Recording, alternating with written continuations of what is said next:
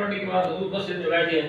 حضور کے چچا حضرت عباس رضی اللہ تعالیٰ عنہ عرض کرتے ہیں یا رسول اللہ میں نے آپ کی تعریف لکھی ہے, آپ کی نعت لکھی ہے, اگر اجازت دے تو میں. سبحان اللہ. اب نعت کون پڑھ رہا ہے؟ اس مجلس کے صدر سرکار دو عالم صلی اللہ علیہ وسلم, سامعین صحابہ کرام ہیں.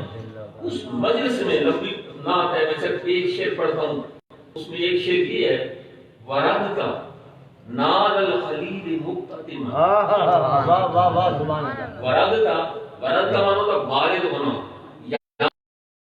حضرت ابراہیم کی جو آگ تھی نا, جو نمرود نے آگ جلائی تھی, ورد کا نار الخلیل مقتتما, آپ بھی چھپ کر اس آگ میں وارد ہوئے تھے.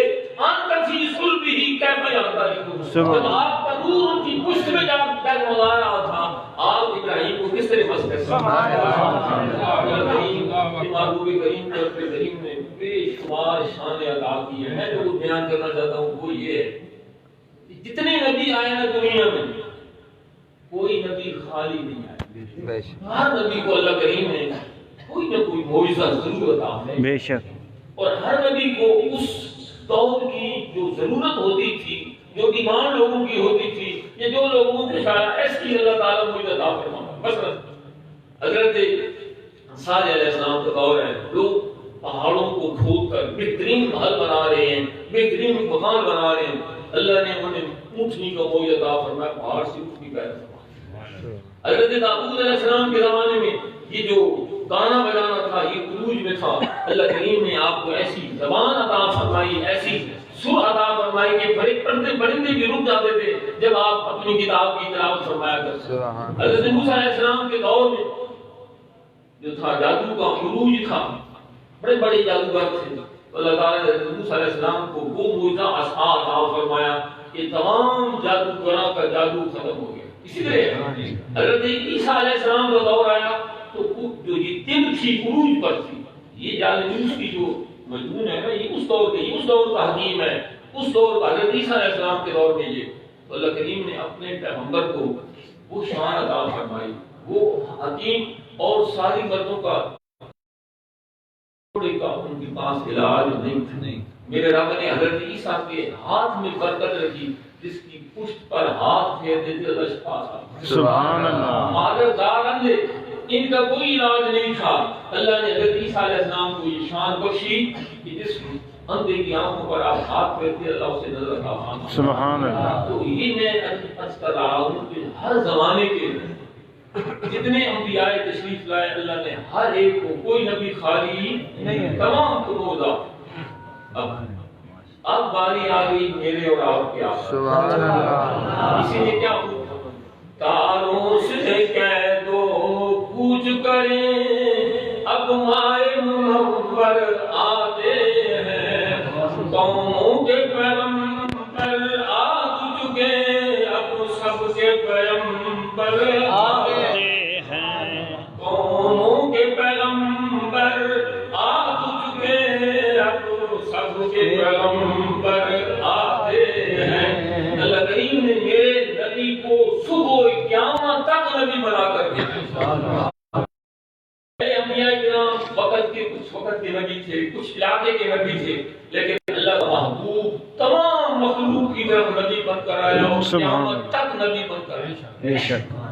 اب یہ دور آج کل سرجری بڑی عام ہے, بڑے بڑے اچھے ڈاکٹر پاکستان میں ہیں, باہر میں ہیں, دل بدل رہے ہیں, راستے کے جو ہیں جو پرزے ڈال کر انسان کو کیا علاج کر رہے ہیں. اتنی سرجری بڑھ گئی ہے, یعنی سائنس نے اتنی ترقی کی انسانی صحت کے لیے کہ یہ جو آپریشن کیے ہیں, عجیب عجیب آپریشن ہو رہے ہیں, سنتے رہتے ہیں آپ. لیکن آپریشن کے لیے کیا ضروری ہے؟ پہلے خون مہیا کرنا پڑے گا, اور گلوکوز کی بوتلیں لگانی, آلات دینے گے, تب کوئی سرجن علاج کر سکتا ہے, ورنہ نہیں کر سکتا. اور میں اس نبی کی طرف لے جاؤں جو مجھے اور رب نے آپ کو اس نبی کی امت میں پیدا کیا. سبحان اللہ. بھائیو جاگتے رہو, میری باتیں سنو. میں صبح پیڑ پڑھانا ہے, کبھی پیڑ پڑھانا ہے.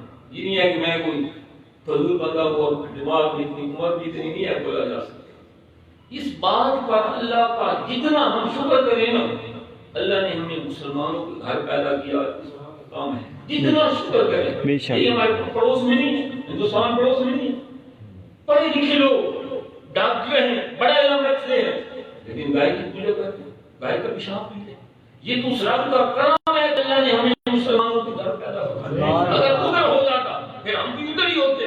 جتنا بھی اختیار میں نے سوچا رہا کہ ان کے پاس مجھے علم نہیں رہا، وہ نہیں کر رہا، یہ نہیں ہے کہ کوئی ذات تو ہے جس نے ہمیں بنایا۔ دوسری بات، اس پر اللہ کا شکر ادا کریں کہ اللہ نے ہمیں اہل سنت والجماعت کی طرف سبحان اللہ کسی اور گھر میں پیدا نہیں کرنا، اس کا احسان ہے۔ اور یہ پکی پلے باندھ لیں، سچا مسلک اہل سنت والجماعت۔ بس یہ باقی ابراہیم صاحب سے یہ ابھی مجھے بات کر رہے تھے تو ایک دفعہ صاحب سے کسی نے بات کی، اس لیے یہ فرما رہے تھے نا جی جو شیعہ حضرات ہیں یہ بھی سنیوں سے نکل رہے ہیں اور دوسرے تبلیغی جماعت والے حضرات بھی سارے یہ اہل سنت سے ادھر جا رہے ہیں، ادھر سے کوئی ادھر نہیں آ رہے۔ آپ نے فرمایا اس بندے کو کہ بھائی مجھے بتاؤ کہ ڈاکو جو ہے وہ چوری کہاں کرتا ہے؟ کیا وہ کمرہ جو خالی ہے اس پر آ کر تالا توڑے گا یا اس کمرے کو توڑے گا جس میں سامان ہو؟ جس میں کیا ہے سامان ہوگا، اس تالا توڑے گا، وہ سامان لے کر چلا جائے گا۔ کیونکہ شیطان یہ ایمان کا ڈاکو ہے، کیونکہ وہاں تو پہلے کمرے خالی ہیں، ابھی اہل سنت کے پاس یہ ایمان کی نعمت موجود ہے، اس لیے وہ یہاں ڈاکے مارا۔ یہ صاحب نے ایک شخص کو یہ بات بتائی تھی، اس نے آ کر جیسے آپ کہہ رہے تھے نا، اس نے بھی یہی بات کی تھی کہ جناب یہ اہل سنت میں سے یہ لوگ جا رہے ہیں، یہ دوسرے سارے حضرات میں آپ نے یہ فرمایا تھا مال ہوتا ہے شیطان وہاں ہی آتا ہے، جہاں مال ہو وہاں شیطان ہی آتا ہے، کیا کرنا ہے؟ اللہ کریم میں ہم جیسے بھی ہیں اللہ نے ہمیں ایمان کی نعمت، ایمان کی نعمت ہے ہمارے پاس، بے شک ہم پہ عمل ہے، ہمارے جو اعمال ہیں وہ اچھے نہیں ہیں، اس پر بھی رب کا شکر ادا کریں۔ اللہ کریم نے ہمیں اہل سنت والجماعت میں پیدا فرمایا۔ میں اپنے عزیز نوجوانوں کو بزرگوں کو تو یاد ہوگا نہیں ہوگا، یہ پاکستان بنانے والے قائد اعظم رحمۃ اللہ علیہ کے ساتھ تعاون کیا تھا پیرا منکی شریف، پیرا غبوری شریف، پیر جماعت علی شاہ رحمۃ اللہ علیہ نے، خواجہ قمر الدین سیالوی نے، یہ سارے اہل سنت والجماعت بے شک۔ اور بنارس میں سنی کانفرنس ہوئی تھی اور اہل سنت کے علماء نے فرمایا تھا کہ اگر قائد اعظم نے پاکستان کا مطالبہ چھوڑ بھی دیا ہم اس کو برقرار رکھیں گے۔ تو آپ کو مبارک ہونی چاہیے کہ یہ ملک آپ کے آباء و اجداد نے بنایا ہے، اللہ کے فضل سے پاکستان اہل سنت والجماعت نے بنایا۔ اور ایک اور بات بھی یاد رکھیں، اس بڑے صغیر میں اسلام کس کے صدقے پھیلا؟ کیا محمود غزنوی رحمۃ اللہ علیہ بڑے اس وقت تو بادشاہ بھی عجیب ہوتے اور حضور کے ساتھ کتنی محبت، آپ نے واقعہ سنا ہوگا، میں صرف یاد دلانا چاہتا ہوں، یاد رکھیں کہ وہ کیسے حکمران تھے۔ سلطان کا ایک خادم تھا ایاز، وہ غزنوی میں وہ کرنا پڑتا ہے اخم ہے ذوالفقار ایاز میں یہ شعر اسی کے متعلق ہے۔ تو ایک اس کا بیٹا تھا جس کا تھا نام محمد، جب بھی بلاتا نا نام لے کر بلاتا، محمد مجھے یہ کام کرو، یہ لے آؤ، یہ کرو۔ ایک دوسرے نے کہا ایاز کے بیٹے میرا یہ کام کرو، اس بچے نے کام کیا اور اپنے باپ کے پاس گیا، کہا کہ پہلے سلطان جو تھا نا میرا نام لیتا تھا، یہ کام کرو۔ شاید وہ ناراض ہو گیا، وہ تو بڑا ڈاڑلا غلام تھا، فوراً آیا اور کہنے لگا جناب مجھ سے کون سی غلطی ہو گئی؟ سلطان نے کہا کوئی غلطی نہیں، میں کیوں ناراض ہوں؟ اس نے کہا وجہ یہ ہے کہ پہلے آپ نے میرے بیٹے کا نام اس کا نام لے کر آپ کو بلاتے تھے اور آج آپ نے کہا ایاز کے بیٹے۔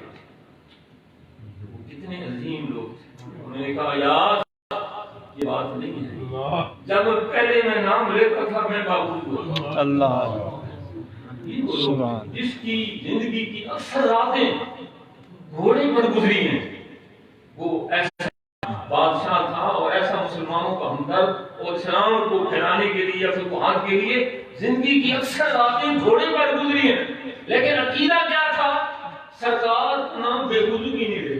سبحان اللہ۔ وہ لوگ سچے ہیں یہ جو آج ہمیں بات و نصیحت کر رہے ہیں اور تقریر کر رہے ہیں، یہ لوگ سچے ہیں۔ اتنی محبت تھی، مغز قرآن، روح ایمان، جان دین، سبحان اللہ، رحمت للعالمین۔ اللہ۔ قرآن کا مغز، ہر شے کی جو اصل ہے وہ اس کا مغز ہے، اور روح اگر نہ ہو تو جسم کی کوئی قدر نہیں۔ تو دین کا روح اور مذہب کا روح کیا ہے؟ حسب رحمت للعالمین۔ اس تمام کا نچوڑ حضور کی محبت ہے۔ سبحان اللہ۔ محبت ہے حضور کی، پھر اسلام بھی ہے، پھر قرآن بھی ہے، پھر دین بھی ہے، اور اگر دوسری عالم صلی اللہ علیہ وسلم کی محبت کی علامت کیا ہے؟ محبت کی پہچان کیا ہے؟ کس طرح آپ کہہ سکتے ہیں بھائی حضور سے محبت ہے؟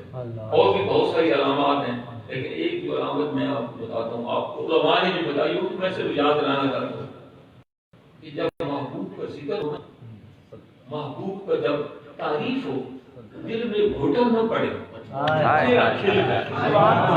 صرف ماں کے بیٹے کی تعریف کی جائے تو ماں خوش ہوتی ہے، نہیں خوش ہوتی؟ بے شک۔ جب حضور کا ذکر کیا جائے تو چہرہ کیا ہے؟ ایک لمبا مسئلہ ہو جائے گا، وقت نہیں ہے۔ ایک ہے واقعہ لیلۃ التعریف۔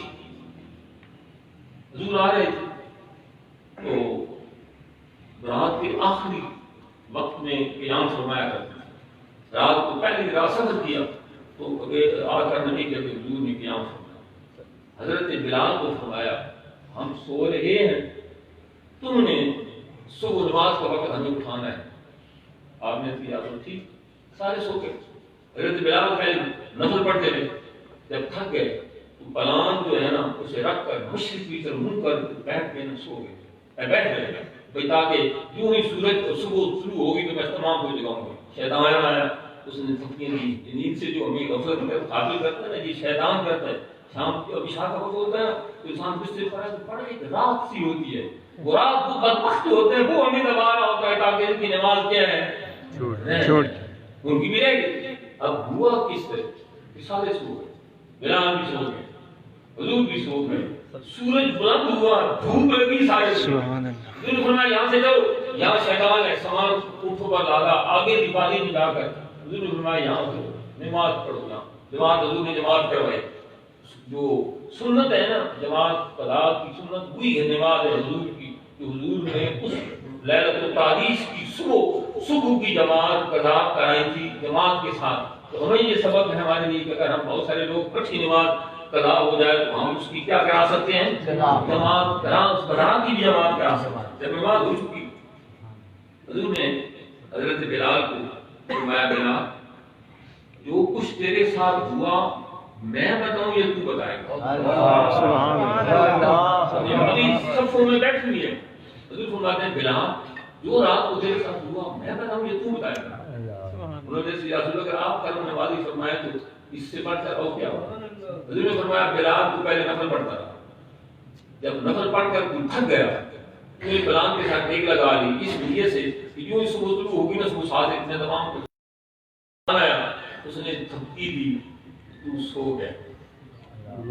یہ سارا واقعہ جب حضور نے بیان فرمایا پاس ابو بکر صدیق بیٹھی ہوئی زور سے اشہد اللہ الہ الا اللہ و اشہد محمد رسول اللہ۔ سبحان اللہ۔ یہ امام مالک رحمۃ اللہ علیہ نے اس واقعہ کو نقل فرمایا ہے، موطا امام مالک نے گویا حضور کی، وہ حضور کا کمال تھا نا، جو عاشق ہوتا ہے پھر اسے خوشی ہوتی ہے۔ حضرت ابوبکر صدیق کی زبان سے خاصہ نکلا اشہد اللہ الہ الا اللہ و اشہد محمد رسول اللہ۔ تو یہ پہچان ہے کہ جب اللہ کے محبوب کی تعریف ہو نا، اگر چہرہ کھل جائے، سکون نصیب ہو روح کو، تو سمجھے اللہ نے ہمیں ایمان نصیب۔ اور اگر چہرے پر گھٹن آ جائے، دل سوچنے لگ جائے یہ ہو سکتا ہے، نہیں ہو سکتا، نہیں ہو سکتا، اللہ نے اپنے ہر محبوب کے ہر کمال سے پہلے اپنا ذکر کیا، پھر اپنے محبوب کو۔ آپ قرآن کا مطالعہ کر لیں، کوئی بھی ایسا کمال نہیں۔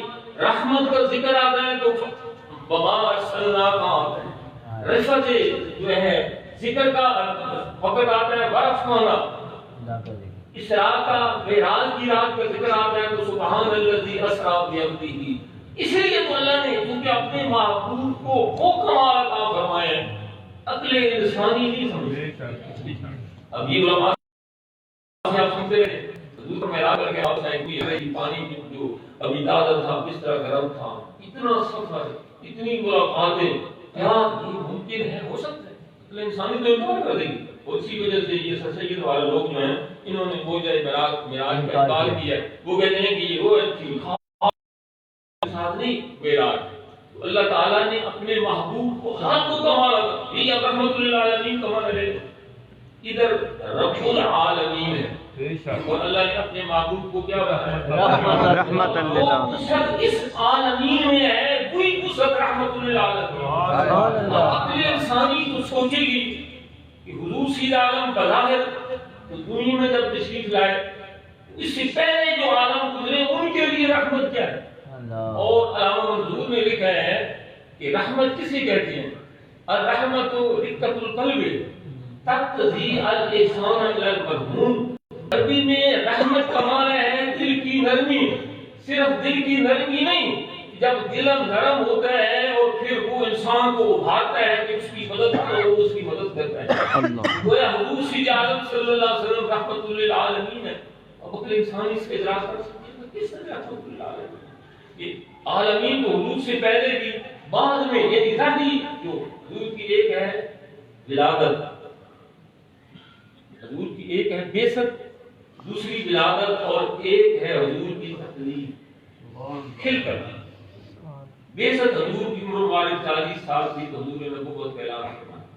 ولادت جب حضرت آمنہ کے کچے حجرے کو رنگ لگا ہے، تو آپ کی امی بھی فرماتی ہے کہ میں نے شام کے محلات کو دیکھ لیا، اور جب حضور پیدا ہوئے سرما لگا ہوا، تیل لگا ہوا، سب صاف ستھرا۔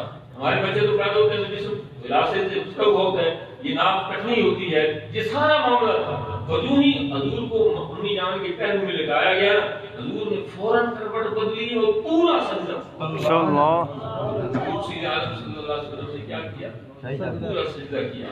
اس لیے ذات گرامی حضور سید عالم صلی اللہ علیہ وسلم کی وہ شان حضور کا وہ مقام ہے۔ تو میں چونکہ بات دور جا رہی ہے، حضور کی تعریف سن کر خوش ہونا یہ ایمان کی علامت ہے۔ اللہ اور یہ اللہ کریم نے حضور سید عالم صلی اللہ علیہ وسلم کے غلاموں کو یہ شان عطا۔ ترمذی میں ہم نے پچھلے دنوں میں پڑھا ہے، یہاں پر بیٹھے ہیں، ایک شخص آرابی تھا، اس نے حضور سے کہا یا محمد حضرت فرمایا تجھے کیا ہے؟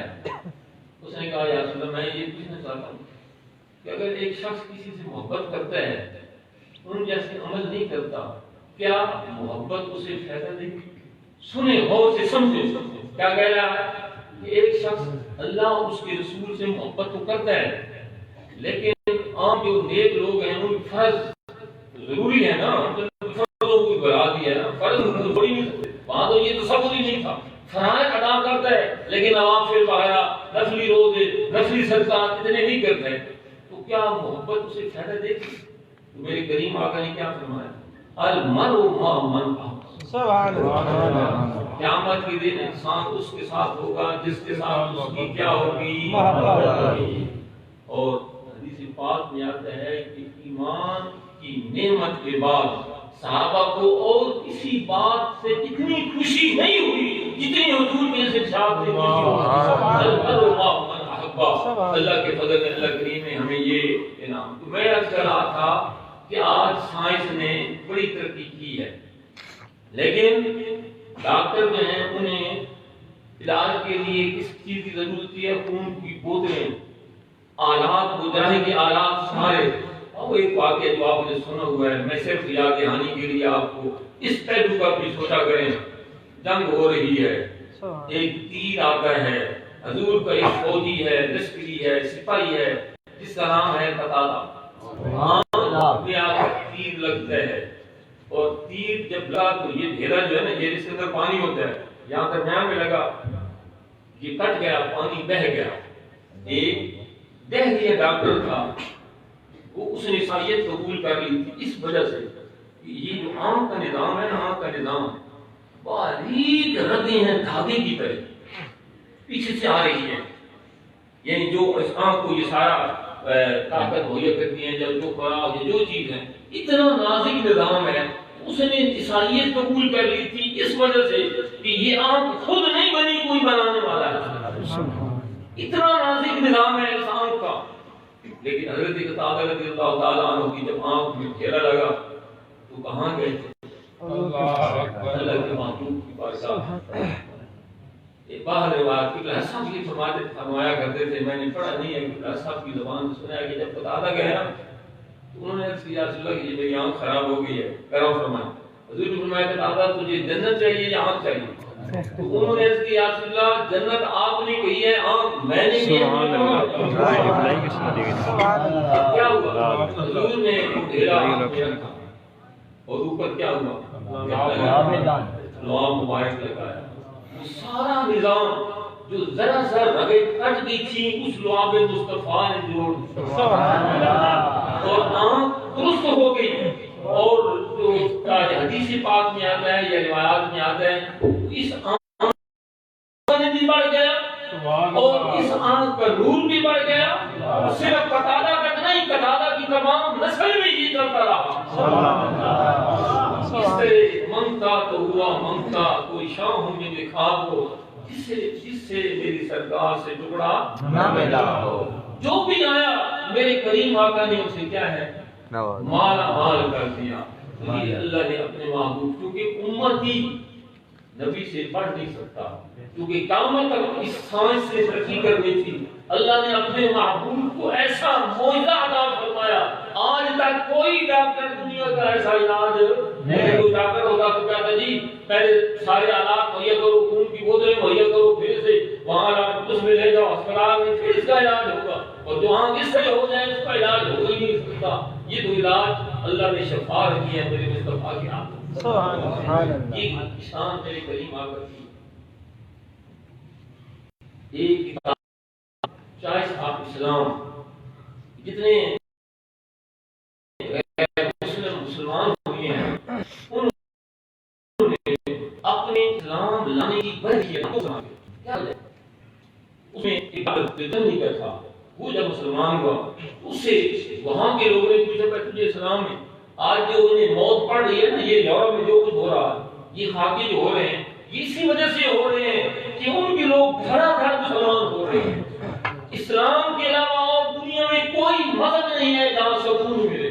تم بھی شراب پی کر دیکھ لیا، بدکاری کر کے دیکھ لیا، ہر قسم کی دنیا کی عیاشی کر کے دیکھ لی، لیکن دل کو سکون نہیں ملا. دل کو سکون ملتا ہے تو اللہ کی ذکر سے ملتا ہے. اسلام کی طرف آتے ہیں، قرآن کی مطالعہ کرتے ہیں، حضور کی سیرت کا مطالعہ کرتے ہیں، ان کے بڑے بڑے ڈاکٹر مسلمان ہو جاتے ہیں.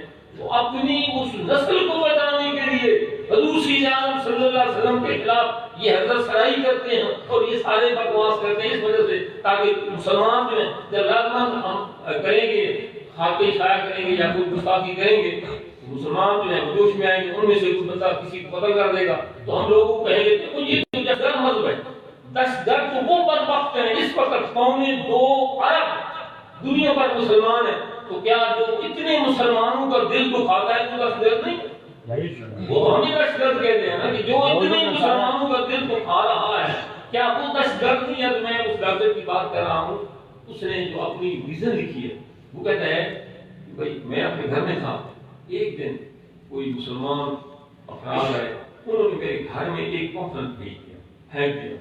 میں نے اسے اٹھایا، وہ پمفلٹ جو تھا صفائی کے متعلق حضور صلی اللہ علیہ وسلم کے نے صفائی کے متعلق جو ارشاد، حضور نے زندگی کا کوئی پہلو چھوڑا نہیں ہے. سبحان اللہ. یہ لڑکوں کو پتہ ہے، انہیں حدیث پاک میں پڑھی ہے، حضور نے یہاں تک فرمایا کہ یہ جو آپ کمرے کے اوپر سوتے ہیں نا، اگر اس کی مڈیر نہ ہو، یہاں پر آتے ہیں اوپر بنیرا ذرا اونچی، فرمایا اس پر نہ سویا کرو. یہاں تک حضور نے فرمایا اس پر نہ سویا کرو. ہو سکتا ہے رات کو تم کیا کرو، بیدار ہو، بے ہوشی کی حالت ہو، تم سوچو کہ میں سین میں سویا ہوں، تم قدم رکھو، نیچے زمین پر گر جاؤ اور زندگی جو ہے کیا ہے برباد ہو جائے. تو میں عرض کر رہا ہوں کہ حضور نے زندگی کا کوئی پہلو چھوڑ نہیں ہے. ہر بات کو حضور صلی اللہ علیہ وسلم نے کیا کیا ہے، بیان کیا ہے. میں کیا بات کر رہا ہوں، صفائی ڈاکٹر کی بات میں کر رہا تو وہ صفائی کی حدیثیں جو ہیں اس میں وہ پڑھتا رہا، ہاتھوں کس طرح دھونا چاہیے، منہ کس طرح دھونا چاہیے، کپڑوں کس طرح دھونا، پڑھتے پڑھتے ایک جو حدیث میرے سامنے آئی نا وہ یہ تھی کہ بھئی اگر کتا جو ہے نا برتن میں منہ ڈال ہے تو پہلے اس میں مٹی ڈالو اور پھر اس کو دھو۔ میں حیران ہوا کہ یہ حضور کا نام تو سنا ہوا ہے کہ یہ جو مسلمانوں کا نبی ہے باقی تمام اشیاء کے لیے کہتا ہے کہ پانی سے دھو، اور اگر کتا منہ ڈالے تو پھر اسے پہلے مٹی ڈالو۔ میں وہ اپنی جو لیبارٹری تھی اس میں گیا، کتے کا جوسا میں وہاں لے کر گیا، میں نے دوربین سے دیکھا اس کے اندر جراثیم ہے، اور میں نے یوں ہی مٹی ڈالی میں وہ جراثیم سارے بن گئے۔ میں سوچنے پر مجبور ہو گیا وہ نبی نہ کسی نے سائنس پڑھی، نہ کیمسٹری پڑھی، نہ کسی استاد کے پاس اس نے درس پڑھا، لیکن وہ اس وقت بھی جانتا تھا کہ کتے کے جراثیم بھی ہیں اور ان کے مارنے کا حل کیا ہے۔ میں اس وقت جس وجہ سے میں کیا لے آیا ہوں، اسلام لے آیا۔ حضور سید عالم صلی اللہ علیہ وسلم چونکہ قیامت تک کے نبی بن کر آئے ہیں، تو چونکہ سائنس نے ایجاد ترقی کرنی تھی، اللہ نے اپنے محبوب کو وہ معجزات عطا فرمائے کہ سائنس بھی آپ کے سامنے قدم ٹیک رہی ہے۔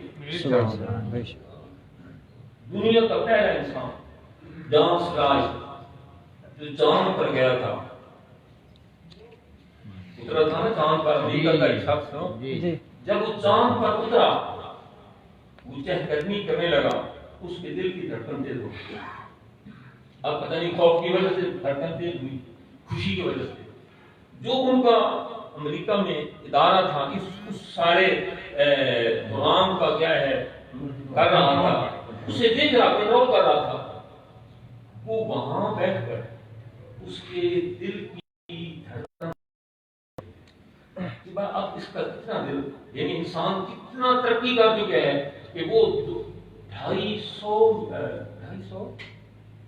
چاند تقریباً 2.5 لاکھ میل جو ہے ہم سے دور ہے، 2.5 لاکھ میل دور ہے چاند ہم سے، تو 2.5 لاکھ میل دور وہ جو انسان اس چاند پر چل رہا ہے اس کے دل کی دھڑکن کو امریکہ میں ماپا جا رہا ہے۔ اتنا انسان ترقی کر کے اب اپنے آقا کی سبحان اللہ کیا شان تھا۔ شب معراج حضور سے جنت کو بھی دیکھا اور دوزخ کی بھی سیر، جنت کی سیر کی اور دوزخ کا مشاہدہ فرمایا۔ جنت 7 آسمانوں سے اوپر ہے، سدرۃ المنتہا کے ارد گرد ہے جنت۔ حضور سید عالم صلی اللہ علیہ وسلم جنت میں پھر رہے تھے، جب واپس آئے نا تو حضرت بلال کو فرمایا، اے بلال میں نے جنت میں تیرے جوتوں کی سرسرا سنی۔ بلال چند مدینے میں رہے تھے اور بلال کا آقا وہاں اپنے اس غلام کے جوتوں کی آواز سن رہا تھا۔ اللہ کریم نے ابھی اگلے دن ہم نے ایک حدیث پاک پڑھی ہے، حضور علیہ السلام بیٹھے ہوئے ہیں اور حضور فرماتے ہیں اتت سماؤ، آسمان سے چڑھا رہا ہے۔ یہ جو چولہے ہوتی ہیں نا چارپائی کی، جب یہ ڈھیلی ہو جائے تو آپ اوپر بیٹھتے ہیں تو جو آواز پیدا ہوتی ہے نا اسے عربی میں اتا جتو کہتے ہیں۔ حضور فرماتے ہیں کہ آسمان سے چڑھا، بیٹھے مدینے میں صحابہ کی کتنے بیٹھے، اور جو ایک آسمان اور زمین کے درمیان 500 نوری سال کا فاصلہ ہے۔ نوری سال کہتے ہیں کہ روشنی جو سفر کرتی ہے نا 1 سال میں اسے نوری سال، یہ روشنی یہ ہماری بجلی جو ہے 1,86,000، آپ نے جو بچے اسکول میں پڑھتے ہیں آپ نے پڑھا کہ یہ 1 سیکنڈ میں کتنے میل چلتی ہے، 1,86,000، پھر سیکنڈ پھر منٹ پھر گھنٹہ، پھر آپ انداز میں کتنی 500 نوری سال کا فاصلہ ہے۔ آسمان اتنا ہم سے دور ہے تو مدینے میں بیٹھ کر آسمان کے چڑھانے کی جو نبی آواز سن سکتا ہے وہ مدینے میں بیٹھ کر میری اور تیری کبھی ہماری طرف سے ادھر سے کمی نہیں ہے، ادھر تو خیر آج بھی جاری ہے اور قیامت تک جاری رہے گا۔ اگر ہو جذبہ صادق تو اکثر ہے وہ خود تشریف لے آتے ہیں، وہ سیدھی سے پوچھے کرم فرمایا تھا نا کسی ہندوستان میں شاہ عبد الرحیم حضرت شاہ ولی اللہ کے والد ماجد بیمار ہو جاتے ہیں، حضور کرم فرماتے ہیں، صحت بھی مل جاتی ہے اور حضور بال بھی وہ عطا فرماتے ہیں۔ حضور جو خواب میں چیز عطا فرمائے وہ یہ نہیں ہے کہ صرف ہمیں تو خواب میں عطا فرمائے، سور سے تو ہوتی نہیں ہے، لیکن سرکار نے عطا فرمائے وہ ہوتی ہے، وہ سری کو زیادہ عطا فرمائے۔ حضور سید عالم صلی اللہ علیہ وسلم نے جو بات ہم یہ کہتے ہیں کہ بے حضور کا فیض جاری اور اپنی طرف سے نہیں کہتے، قرآن کہتے ہیں، قرآن کہتے ہیں هو الذي بعث في الأميين رسولا منهم يتلو عليهم آياته ويزكيهم ويعلمهم الكتاب وإن كانوا من قبل لفي ضلال مبين وآخرين منهم لما يلحقوا بهم۔ سبحان اللہ۔ کہ وہ جو بعد والے آنے والے ہیں ان کے لیے بھی میرا معبود مزکی بھی ہے، معلم بھی ہے، سب کچھ عطا کرنے والا ہے۔ حضور کا یہ فیض قیامت تک جاری ہے۔ بے شک بے شک۔ میں سب کی زبان سے یہ باتیں سناؤں گا۔ فرماتے ہیں آپ نے ایک دفعہ ارشاد فرمایا تھا لوگوں کہ جب طارق بن زیاد اندلس میں گیا تھا، اس نے اندلس کے کنارے پر جب فوجیں اتر گئی تو جو اس کے پاس کشتیاں تھیں اور جو جہاز تھے ان کو اس نے جلا دیا۔ سنا ہوا ہے نا آپ نے واقعہ، پہلے کتابوں میں یہ تھا، آپ نے ہے یا نہیں، پہلے یہ نصاب میں تھا، 8ویں جیسا 7ویں یا 10ویں میں طارق بن زیاد کا باقاعدہ مضمون تھا، تو اس میں تھا ہر ملک مل کے ماس کے ملک خدائے ماس کے، ہر ملک میرا ملک ہے اس لیے کہ میرے خدا کی ملک ہے۔ اس میں انہوں نے کیا کیا تھا، اپنی کشتی کو جلا دیا۔ اب ایک دانا آدمی ایسا کر سکتا ہے دشمن کے علاقے میں جا کر، ادھر دشمن ہے، پتہ نہیں ہے کہ فوجوں کے لیے پانی کہاں ہے، خوراک کہاں ہے، رستے کیسے ہیں، پہاڑی علاقہ ہے، دشمن کی کتنی فوج ہے، ہو سکتا ہے دشمن حملہ کرے۔ اب جہاز اگر موجود ہوں گے تو کم سے کم سپاہی جو ہیں جہازوں پر سوار ہو کر واپس ہو جائیں گے، اور اگر جہاز نہ ہوئے تو ادھر دشمن ہے، ادھر کیا ہے۔ ایک اور واقعہ آیا تھا، حضرت موسیٰ علیہ السلام بھی ہوئے تھے، یاد ہے آپ کو؟ جب فرعون کا لشکر آیا تو آپ یاد اس کنارے پر کھڑے ہیں تو قوم موسیٰ کہنے لگی فرعون اے موسیٰ ہم تو مر گئے، اپنے بچوں میں بیٹھے ہوئے تھے، اب آگے کیا ہے، پانی ہے، پیچھے لشکر ہے فرعون کا، اگر پانی میں جاتے ہیں تب بھی مر جائیں گے، اگر رکتے ہیں تو وہ بوٹی بوٹی کر دے گا۔ میرا رب اپنے بندوں پر کتنا کرم فرماتا ہے۔ اللہ نے پانی